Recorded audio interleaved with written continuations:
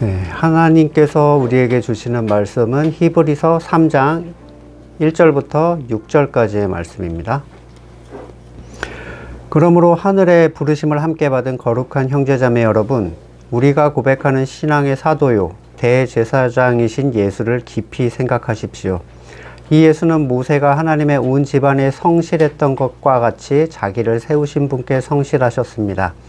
집을 지은 사람이 집보다 더 존귀한 것과 같이 예수는 모세보다 더 큰 영광을 누리기에 합당하신 분이십니다. 어떠한 집이든지 어떤 사람이 짓습니다. 그러나 모든 것을 지으신 분은 하나님이십니다. 모세는 하나님께서 장차 말씀하시려는 것을 증언하기 위한 일꾼으로서 하나님의 온 집안 사람에게 성실하였습니다. 그러나 그리스도는 아들로서 하나님의 집안 사람을 성실하게 돌보셨습니다. 우리가 그 소망에 대하여 확신과 자부심을 지니고 있으면 우리는 하나님의 집안 사람입니다. 아멘. 지난 시간에 성도의 시험을 능히 도우실 수 있는 분으로 구원의 창시자이신 예수 그리스도에 대한 설명을 했습니다. 그분이 사람과 완전히 같아지셨던 분이기 때문에 사람의 연약함을 잘 도와주실 수 있어요. 그러면 어떻게 그리스도의 도움을 받을 것인가? 질문이 생기겠죠. 막연히 우리가 가진 어떤 문제를 놓고 예수님께 도와달라고 해보신 적이 아마 있으실 겁니다. 시험지를 받아놓고 보통 시험 보기 전에, 펜을 들기 전에 기도를 하고 했던 기억이 혹시 있으신가요?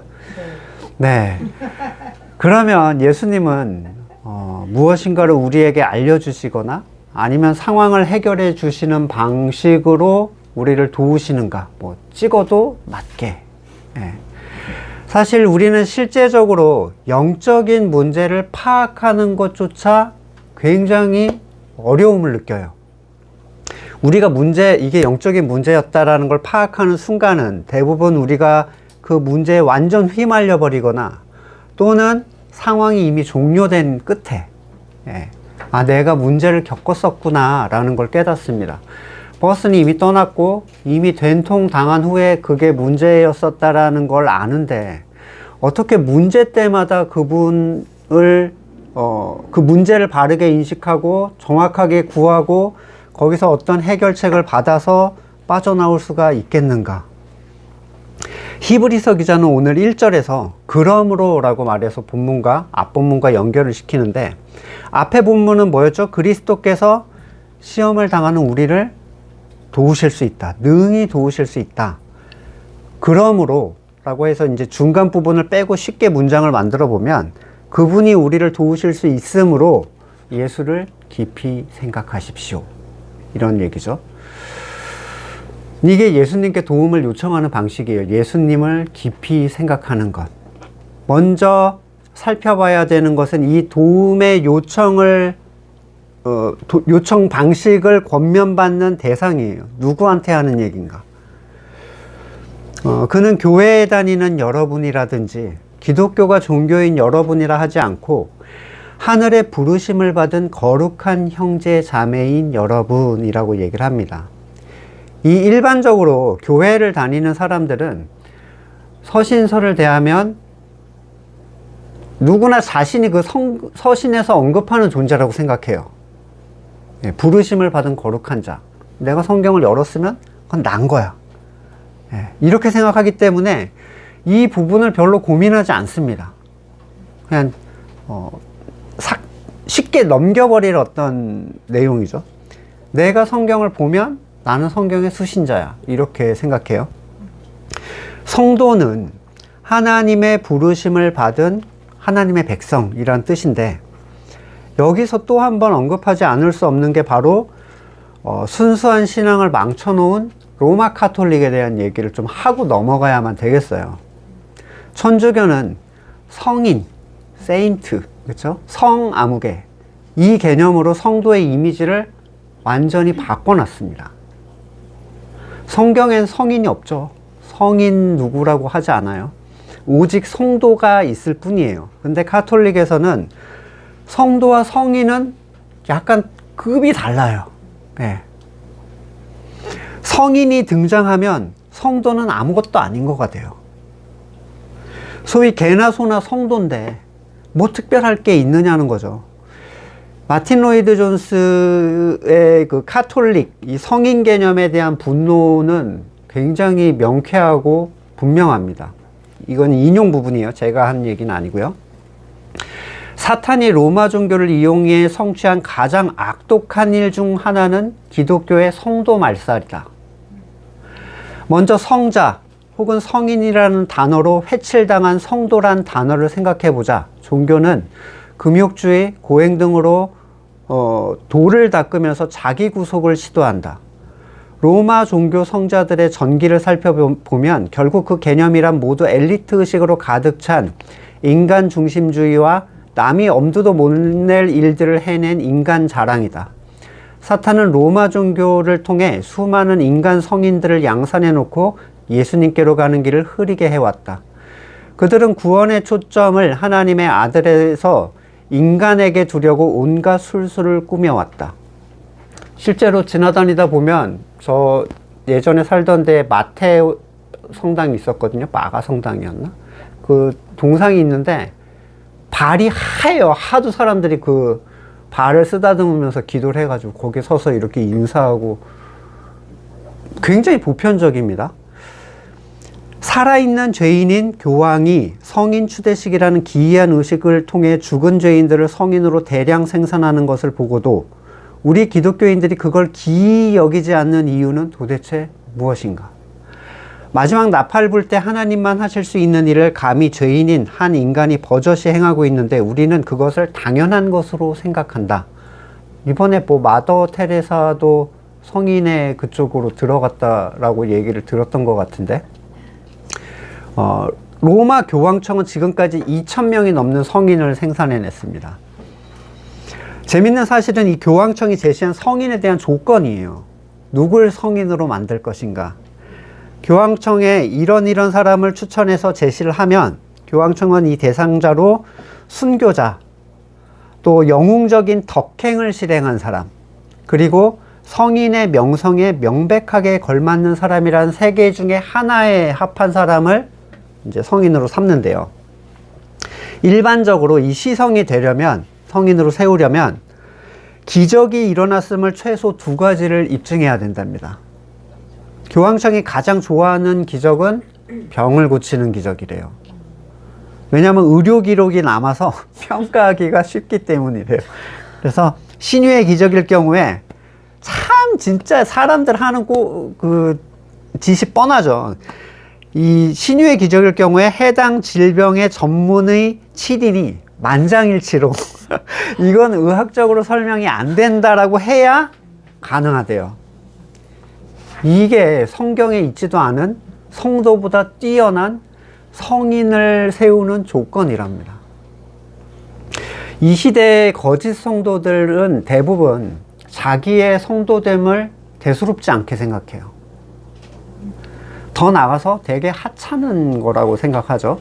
교회만 가면 또는 교회 다닌 식구만 있어도 덩달아서 뭐 성도급으로 대우를 받고 말씀을 스스로 펴본 적도 없지만 죽을 때 직분은 안 붙여줘도 뭘 붙여줘요? 성도 아무개. 그 앞에 딱 붙어 있죠. 네, 그럼 성도가 대수냐는 거예요. 이런 사람들에게 히브리서 기자가 말하는 대상인 하늘의 부르심을 받은 형제 자매라는 이름은 아무 쓰잘데기 없는 얘기입니다. 동네 똥개의 이름만큼 무시할 만한 것으로 생각을 하죠. 그러나 그러한 사람들에게 히브리서 기자의 이 시험을 이길 수 있는 놀라운 방법은 또한 아무런 힘을 바라지 않습니다. 그는 성도가 아니기 때문이에요. 형제 자매라고 불렀을 때 그들만이 갖는 특별성 또는 차이가 분명히 있어요. 뭐 교회에 다닌다거나 밥을 먹을 때 기도를 한다거나 이런 종류의 구별성 말고 세상은 전혀 공유할 수 없는 소망과 가치관이 그들에게만 드러나는 그 특별성을 얘기를 합니다. 자신의 선악의 주권을 죄시하는 것, 하나님의 것으로 자기를 채우기 위해 자기를 부인하는 사람들, 예수님께서 말씀하신 아버지의 뜻을 행하는 자들이 바로 이런 사람인데 그 사람들을 보고 주님의 형제자매라고 얘기를 하는 거예요. 그 사람들이 성도죠. 앞 본문에서 말씀드린 구원하시는 분과 구원받는 자가 모두 하나님께 속한 것처럼 이런 사람들에게만 이 본문은 기적 같은 힘을 발할 수 있습니다. 이어서 너무 이제 심장 두근거리게 만드는 구절이에요. 우리가 고백하는 신앙의 사도요 대제사장이신 예수를 깊이 생각하십시오. 거의 성도가 가진 모든 문제 해결 방식이에요. 예수를 깊이 생각하자라는 표현은 우리가 많이 들어서 알고 있죠. 근데 예수를 생각한다는 것이 무엇인가에 대한 고민을 좀 해봐야 됩니다. 역사에 기록된 예수를 생각하는 것? 그건 차라리 나아요. 최소한 기록에 근거한 거라도 되니까요. 사람들이 대부분 생각하는 예수는 자기가 만들어 놓은 예수입니다. 내가 예수라고 생각하는 존재를 생각해요. 내가 이걸로 괴로워할 때 나랑 함께 괴로워하고 나를 도와서 내 선을 추구해 주기를 함께 원하시는 분, 내가 선을 성취해서 행복해지기를 바라시는 분, 내가 나의 선으로 의를 추구할 때 힘을 주셔서 그걸 성취할 수 있도록 도와주시는 분, 이건 예수님이 아니에요. 자기 스스로 만들어낸 금송아지일 뿐입니다. 막연히 예수라는 존재를 생각하는 게 아니라 구하신 자들의 시험을 도우시는 구원의 창시자로서의 예수 그리스도를 생각해야 되는데, 그래서 1절에서 어떤 예수를 말하고 있냐면 우리가 고백하는, 이게 중요합니다. 고백하는이 굉장히 중요해요. 신앙의 사도요 대제사장이신 예수를 깊이 생각하라. 이게 히브리서 기자가 떨어져 나갈 위기에 처한 이 기독교, 유대 기독교인들에게 주는 시험을 이기는 방식입니다. 먼저 성경에서 유일하게 예수님을 사도 그리고 대제사장으로 묘사하는 곳은 여기 히브리서밖에 없는데, 사도는 예수님의 제자들이잖아요. 12사도를 우리가 생각하죠. 근데 왜 예수님을 사도로 묘사를 하는가? 우선 사도의 개념은 어떤 임무를 받고 파견된 존재의 개념인데, 12사도는 예수님께 복음을 받아 전하는 사람들이죠. 근데 예수님을 왜 사도로 묘사를 하는가? 1장에서 우리는 구약의 하나님께서 여러 가지 방식으로 여러 존재들을 통해 뜻을 전달하셨다, 이렇게 얘기하는 걸 봤어요. 근데 마지막 때에는 다르대요. 1장 2절에 이 마지막 날에는 아들을 통하여 우리에게 말씀하셨습니다. 이 의미에서의 사도예요. 하나님께 직접 보내심을 받은 존재. 대제사장의 개념도 이와 동일합니다. 뒤에선 대제사장에 대한 언급을 굉장히 많이 하거든요. 그래서 뭐 짧게만 얘기를 하면 멜기세덱의 반차를 따르는 대제사장이다, 이렇게 설명을 하고 있어요. 그러면 예수 그리스도의 사도됨 그리고 대제사장 되심을 깊이 생각하라 라고 하면 그것에 관계된 것들을 내가 생각해 봐야 되겠다, 이런 건 도움이 되겠습니까? 이 본문에 근거하면 그런 건 도움이 안 돼요. 왜냐하면 그게 고백된 사람들한테 하는 얘기예요. 고백이 되었던 그 일을 가지고 묵상을 해야 된다는 거예요. 나한테는 그게 고백된 적이 없어. 근데 그러면 이제 이성적으로 생각할 거 아니에요. 사도의 개념, 뭐 대제사장의 개념, 그들의 제사의 뭐 효과, 뭐 이런 것들을 생각하겠죠. 그리스도의 모든 말씀에 순종할 의지가 있는 사람, 이게 사도됨을 인정한 사람이잖아요. 그분이 하신 모든 말씀, 우리가 주님이 우리의 의다, 뭐 영원한 가치는 해놓고 자기 선을 구하고 자기 의를 쌓으면서 교회 일에 올인하는 사람을 본 게 한두 번이 아니죠. 그들의 고백은 가짜입니다. 고백한 적이 없는 사람이에요. 참된 성도는 이 고백의 의미를 알아요. 그 고백에 의해서 영향을 받습니다. 그런 이유에서 그들이 이 자신의 고백을 살피며 그 고백에 근거하여 그 기둥을 든든히 하는 것에 굉장히 큰 의미가 있다는 거예요. 먼저 그리스도의 사도 되심은 하나님의 뜻을 가장 분명하게 알 수 있는 방식이죠. 요한복음 1장 17절 율법은 모세를 통해 받았고 은혜와 진리는 예수 그리스도로 말미암아 생겨났다. 하나님은 예수님을 통해서 하나님의 뜻을 완전 분명하게 드러내 주셨어요. 그래서 그리스도 안에 하나님이 가장 명확하게 담겨 있습니다. 골로새서가 굉장히 많이 설명해 주죠. 1장 19절에 하나님께서는 그분 안에 모든 충만함을 머무르게 하시기를 기뻐하시고, 또 2장 3절에도 그리스도 안에는 모든 지혜와 지식의 보화가 감춰져 있습니다. 따라서 이제는 그리스도 자체를 묵상하는 것만으로 우리는 하나님의 뜻에 가까이 나갈 수가 있어요. 그분의 가르침, 그분의 선택, 그분의 행동, 모든 영역에서 그분은 아버지의 뜻이 아니면 아무것도 하지 않으셨고 할 수 없다라고 하신 분이에요. 요한복음 8장 28절 너희는 인자가 높이 들려 올려질 때야 내가 곧 나라는 것과 또 내가 아무것도 내 마음대로 하지 않고 아버지께서 나에게 가르쳐 주신 대로 말한다는 것을 알게 될 것이다. 이 얘기는 예수님의 말씀은 다 하나님의 말씀이라는 거죠.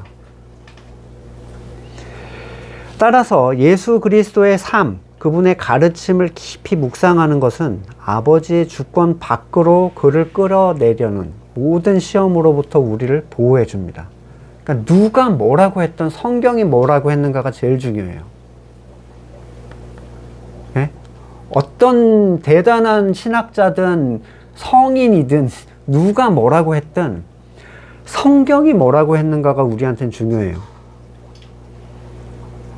자, 신학자나 성인이 없었다고 생각해보고 성경 앞에서만 생각해보라는 거예요. 그들의 해석에 자꾸 의존하지 말고 정말 성경이 그걸 말하고 있는가 상고해보라는 거예요. 아무개가 이렇게 말했으니까 난 이걸 따라가겠다고 하는 사람은 굉장히 큰 후회를 하게 될 겁니다.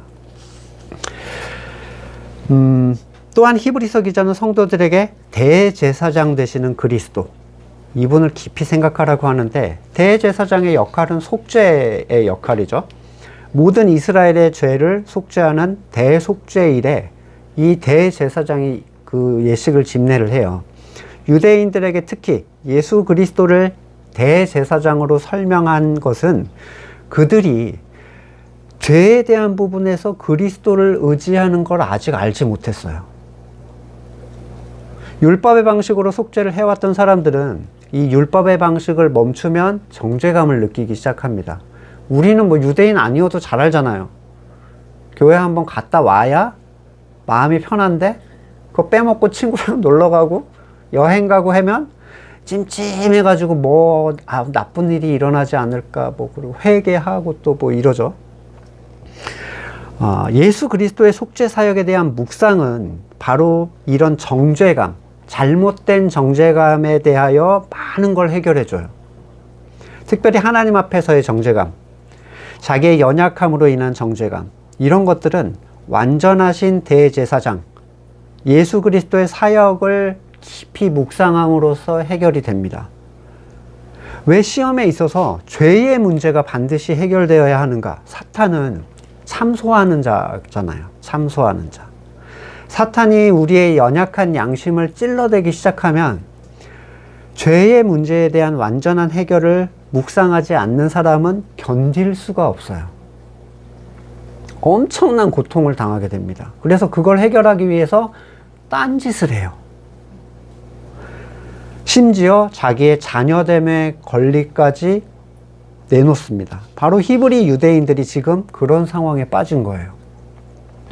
누가복음 18장 7절 하나님께서 자기에게 밤낮으로 부르짖는 택하신 백성의 권리를 찾아주지 않으시고 모른 체하고 오래 그들을 내버려 두시겠느냐. 내가 너희에게 말한다. 하나님께서는 얼른 그들의 권리를 찾아주실 것이다. 네. 그러나 인자가 올 때 세상에서 믿음을 찾아볼 수 있겠는가. 택하신 백성의 권리가 뭐죠? 네, 자녀, 상속자의 권리예요. 자녀됨의 권리. 이걸 위해서, 이걸 회복하기 위해서 그리스도를 찾는 믿음. 과연 이걸 보겠느냐? 참소에 대하여 영적 대제사장을 찾는 믿음. 거의 대부분의 사람들이 참소에 대해서 스스로 그 문제를 제거하려고 합니다. 그리스도를 찾아가는 사람이 거의 없어요. 이 믿음이 그들에게 안전함을 보장해줘요. 예수 그리스도의 사도 되심과 대제사장 되심에 대한 깊은 생각은 원어적으로 관심을 가지라는 거예요. 관심을 가져라. 예수를 보고 깨달아 알아라. 이 얘기인데, 그분의 구속 사역에 대한 깊은 묵상을 권면을 하고 있습니다.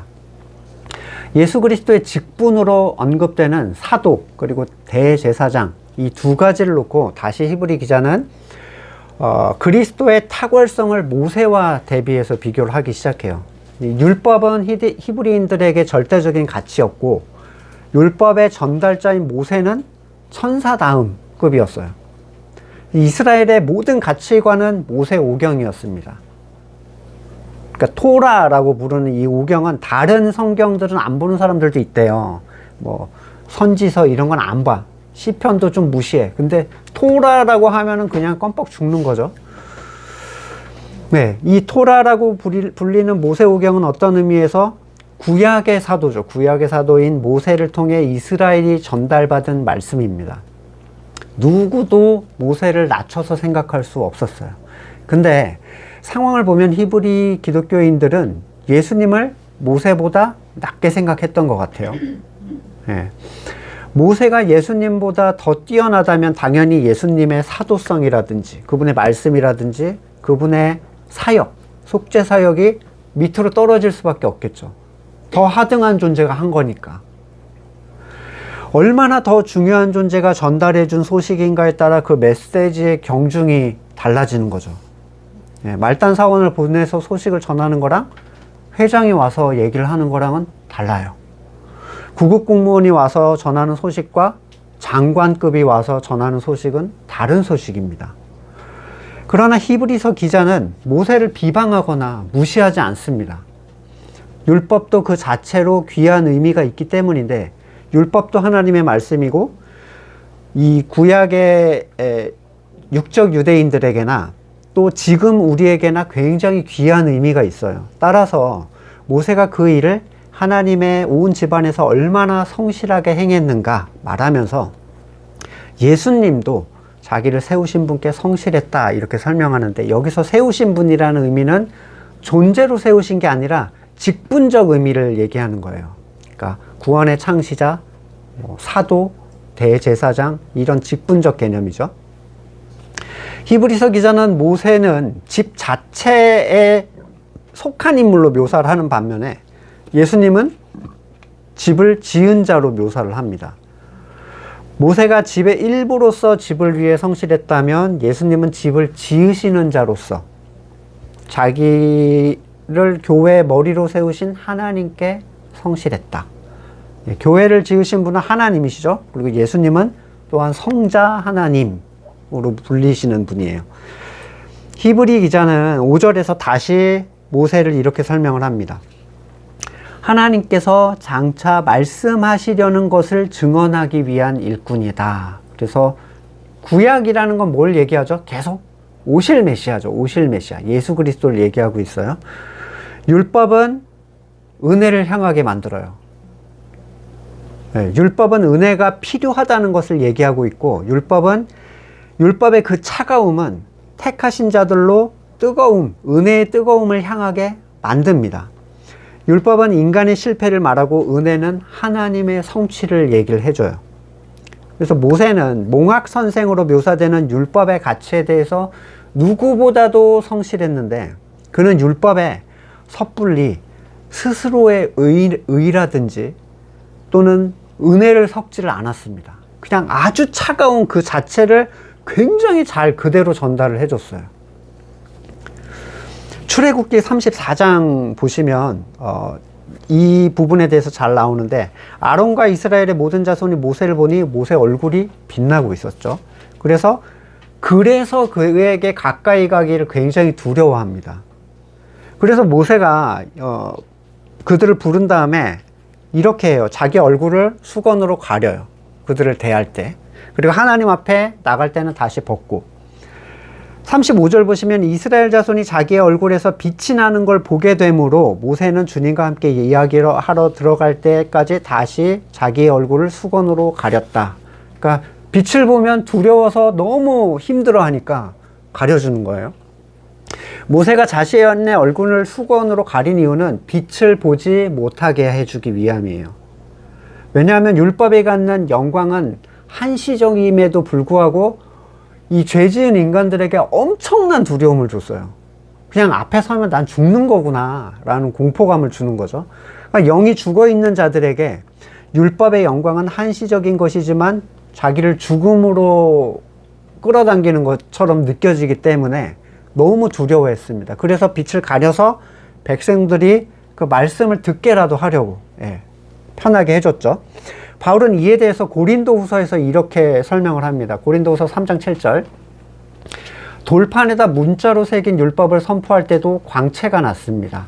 그래서 이스라엘 자손들은 모세 얼굴에 나타난 그 광채 때문에 비록 곧 사라질 것이었지만 그 얼굴을 똑바로 쳐다볼 수 없었습니다. 이 직분을 뭐라고 얘기하냐면 죽음에 이르게 하는 직분이라고 얘기해요. 율법의 직분을. 그 직분에도 영광이 이렇게 따랐는데 하물며 영의 직분에는 더욱더 영광이 넘치지 않겠습니까? 유죄를 선고하는 직분에도 영광이 있었으면 의를 베푸는 직분은 더욱더 영광이 넘칠 것입니다. 그래서 3장 10절로 이어서 보시면 참으로 이런 점에서 지금까지 영광으로 빛났던 것이 이제 훨씬 더 빛나는 영광이 나타났기 때문에 그 빛을 잃게 되었다라고 하겠습니다. 잠시 있다가 사라져 버릴 것도 생길 때 영광을 입었으니 길이 남을 것은 더욱 영광 속에 있을 것입니다. 우리는 이런 소망을 가지고 있으므로 아주 대담하게 처신합니다. 이 소망이 뭐겠어요? 영원히 남을 영광에 거하게 될 소망. 모세는 이스라엘 자손이 자기의 얼굴에 광채가 사라져가는 것을 보지 못하게 하려고 그 얼굴에 너울을 썼지만 우리는 그와 같은 일을 하지 않습니다. 그런데 이스라엘 백성의 생각은 완고해졌습니다. 그리하여 오늘날까지도 그들은 옛 언약의 책을 읽을 때 바로 그 너울을 벗지 못하고 있습니다. 너울은 그리스도 안에서 제거되기 때문입니다. 이 언약의 책을 읽을 때 너울을 벗지 못했다는 얘기는 그 영광이 사라질 영광이라는 것을 그들이 인지하지 못한다는 얘기죠. 모세는 두려움을 피하게 해주려고 너울을 썼지만 두려움을 못 볼 뿐만 아니라 한시적인 것도 못 보게 됐어요. 그래서 그걸 계속 붙잡으려고 하는 거예요. 3장 15절. 오늘날까지도 그들은 모세의 글을 읽을 때 마음에 너울이 덮여 있습니다. 그러나 사람이 주님께로 돌아서면 그 너울은 벗겨집니다.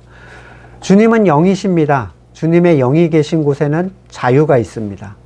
우리는 모두 너울을 벗어버리고 주님의 영광을 바라봅니다. 이렇게 해서 우리는 주님과 같은 모습으로 변화하여 점점 더 큰 영광에 이르게 됩니다. 이것은 영이신 주님께서 하시는 일입니다.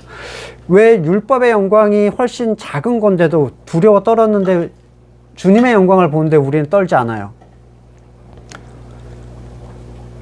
데리고 죽으셨으니까 걔는. 그 덜덜 떠는 애는 데리고 처리를 해버린 거예요. 여러분 복음을요 되게 좋은 걸로 얘기하지만 복음의 정수를 들으면 사람들이 굉장히 무서워합니다. 율법에 속해 있는 사람들은요 굉장히 무서워. 왜? 우리는 좋은 소식이라고 얘기해 줬는데 굉장히 싫어해요. 율법보다 더 싫어해요. 엄청 무서워해요. 네, 그들은 율법 보고도 쫄았는데 복음 보면 더 큰 영광을 보면 더 쪼그라들 수밖에 없어요. 그래서 사망에 이르게 하는 사망의 냄새가 된다고 하죠. 사망에 속한 자들에게는. 그러니까 기쁜 소식이라고 상대가 그걸 즐거워할 거라는 생각을 하면 안 돼요. 오직 택한 자들에게만 그렇게 들리는 거예요. 이 너울이 벗겨진 사람들. 이 영원한 그리스도의 영광을 바라보는 일, 구원의 창시자요, 하나님의 사도요, 영원한 대제사장이신 그리스도를 깊이 생각하는 일은 우리를 점점 그분처럼 변화시켜 준다는 거죠. 변하려고 해서 변하는 게 아닙니다. 변하려고 해서 변하는 거는 약발이 오래 안 가는 거 아시죠? 잠깐 힘내다가 원래로 돌아와 있는 걸 보게 돼요. 우리는 그리스도를 깊이 묵상함으로써 변화된 자신을 발견하는 것 뿐이에요. 6절에서 그리스도는 종이 아닌 아들로서 하나님의 집안인 교회를 성실하게 돌보셨는데 그분이 주신 그 영광에 대한 가치, 죽음에 이르게 하는 직분의 영광을 보이지 않게 만드는 그 의에 이르게 하는 직분의 강렬하고 탁월한 영광을 바라봄으로써 절망은 희망이 되고 두려움은 기대와 소망으로 바뀌게 돼요. 우리가 그 소망에 대해 확신과 자부심을 가지고 있다면, 그러니까 그 소망이 뭐라고요? 하나님의 아들이신 예수님을 사도로서, 그리고 대제사장으로서 그분이 하나님의 집안을 성실하게 돌보실 것이라는 확신. 네.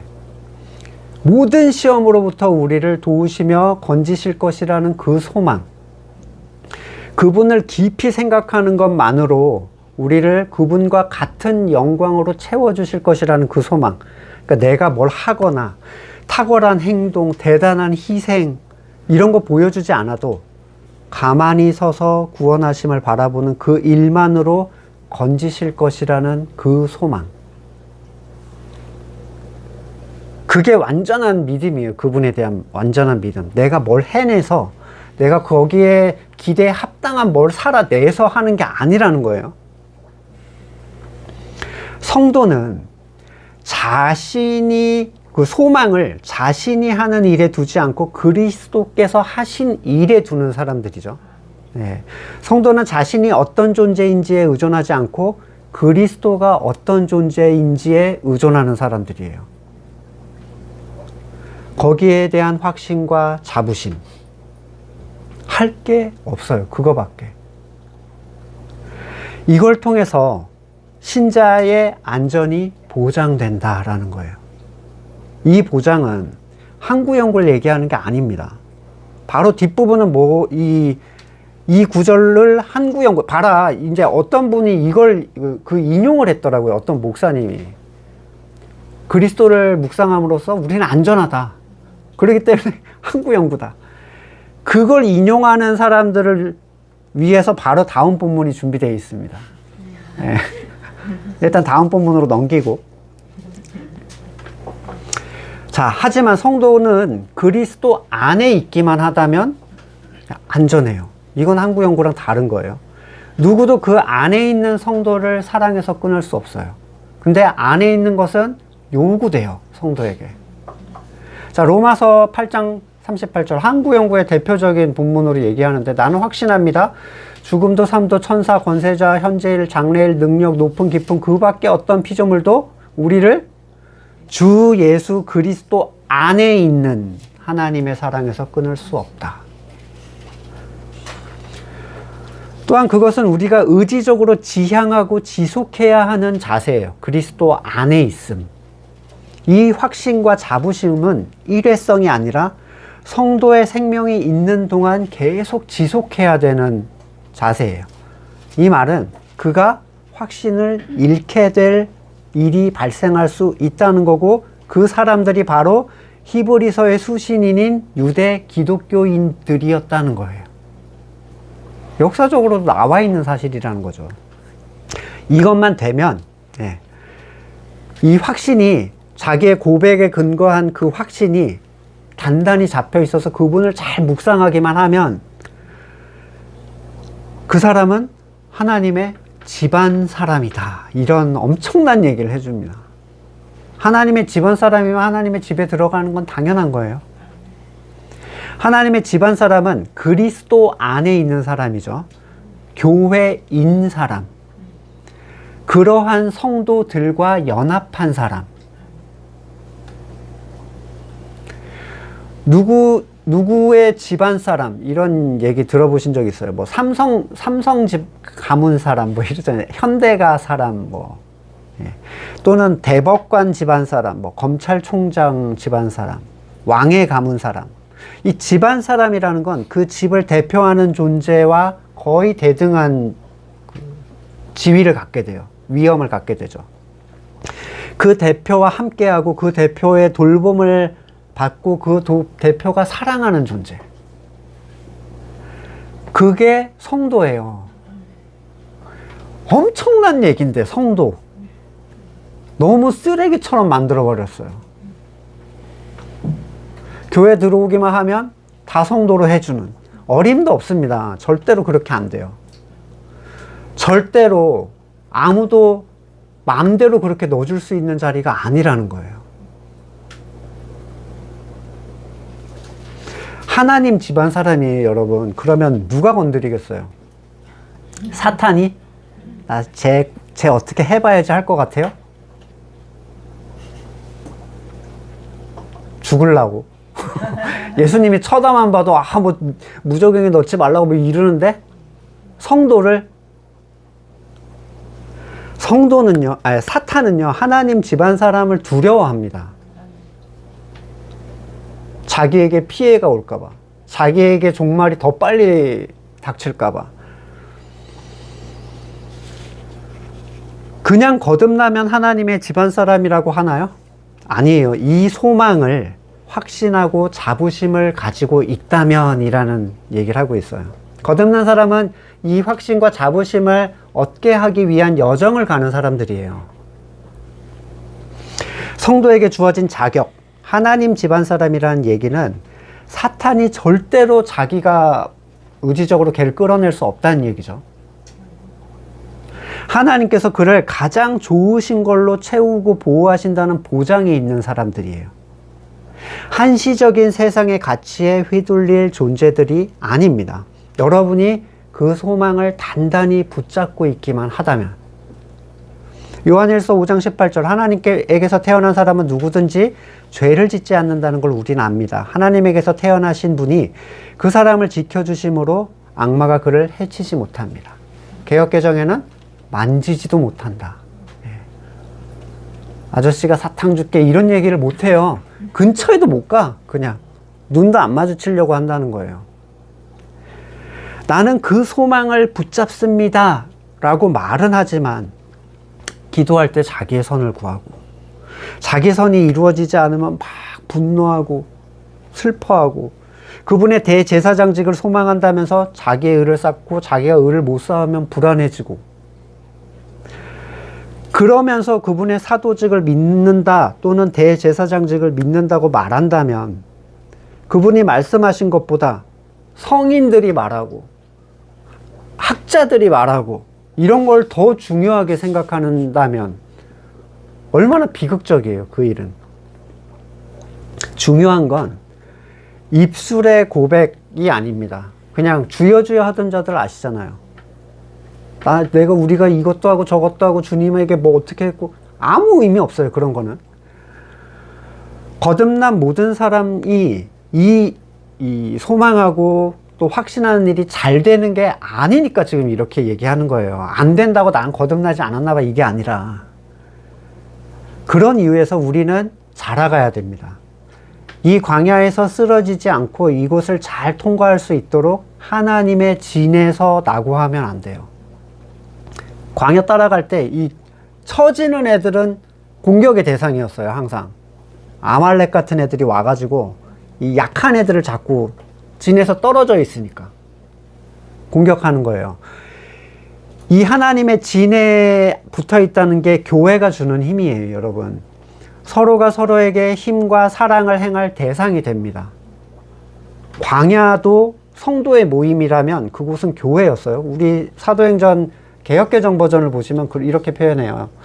7장 38절, 시내산에서 말하던 그 천사와 우리 조상과 함께 광야 교회에 있었고 또 살아있는 말씀을 받아 우리에게 주던 자가 이 사람이라. 이 모세에 대해 얘기하면서 교회, 광야를 교회라고 묘사를 하고 있는데, 에베소서 1장 23절에도 교회는 그리스도의 몸이요 만물 안에서 만물을 충만케 하시는 분의 충만입니다. 거듭나온 분들은 이 얘기를, 굉장히 교회된 사람들은 체험적으로 이걸 알 수 있어요. 이게 무슨 의미를 갖는지. 우리는 늘 스스로를 살펴야 돼요. 특별히 거듭난 성도의 고백이었던 그리스도의 사도되심, 오직 그분이 하시는 얘기만이 옳다라는 거. 누구를 거칠 필요 없어요. 지금 여러분이 제 설교를 듣지만 저는 전혀 완전하지 못해요. 제가 완전히 그분의 마음을 개운하게 전달하지 못해요. 다만 저는 이 얘기를 하는 거예요. 예수님한테 가라는 거예요. 예수님께 가십시오. 예수님을 향하십시오. 그 얘기를 하는 것 뿐이에요. 그리고 그분의 대제사장 되심. 완전한 그 속죄. 이 소망이 흐려지지 않았는지, 내가 이 소망에 대해서 무뎌지지 않았는지, 그분의 사도 되심과 대제사장 되심을 통해서 율법에 가리워져 있던 수건이 완전히 벗겨져서 영원한 영광에 이르게 될 소망을 가지고 점점 그분을 닮아갈 수 있는 우리가 되기를 간절히 소망합니다. 말씀을 놓고 같이 기도하겠습니다. 구원의 창시자이신 예수 그리스도, 사도 되심과 대제사장직, 우리가 그걸 고백했기 때문에 저는 이 자리에 있다고 생각해요. 교단에 휘둘리고 성인들의 말이나 행동에 휘둘리는 게 아니라 말씀이 무엇을 얘기하고 있는가 때문에 이 자리에 온 거고, 우리의 어떠한 행위나 의를 통해서가 아니라 오직 그분의 의의 약속을 받아서 이 자리에 왔다고 생각을 합니다. 이 연합 가운데서 이 깊이를 더 깨우쳐 주시길, 이것들을 놓치지 않도록, 또 연약한 형제들이 이 가치를 잘 붙잡을 수 있도록 위해서 함께 기도하고 제가 기도하고 마치겠습니다. 보시오, 세상 죄를 지고 가는 하나님의 어린 양입니다. 그 두 제자는 요한이 하는 말을 듣고 예수를 따라갔다. 모든 연약한 가운데 잡혀있는 우리 자신을 바라보지 않게 하여 주십시오. 주님께서 이루신 그 가치를 바라보게 하시며 주님께서 이루신 그 의를 따라가기를 원합니다.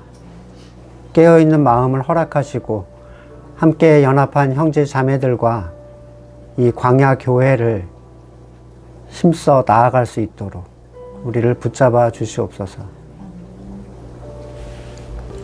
지금은 우리 구주 예수 그리스도의 은혜와 하나님의 사랑과 성령의 교제케 하심이 예수 그리스도의 사도 되심과 대제사장 되심을 믿고 확신하고 하나님의 가족으로 살아가기를 소망하는 우리 형제 자매들과 그의 삶의 자리 가운데 지금으로부터 영원까지 함께 해주시기를 간절히 축원드립니다.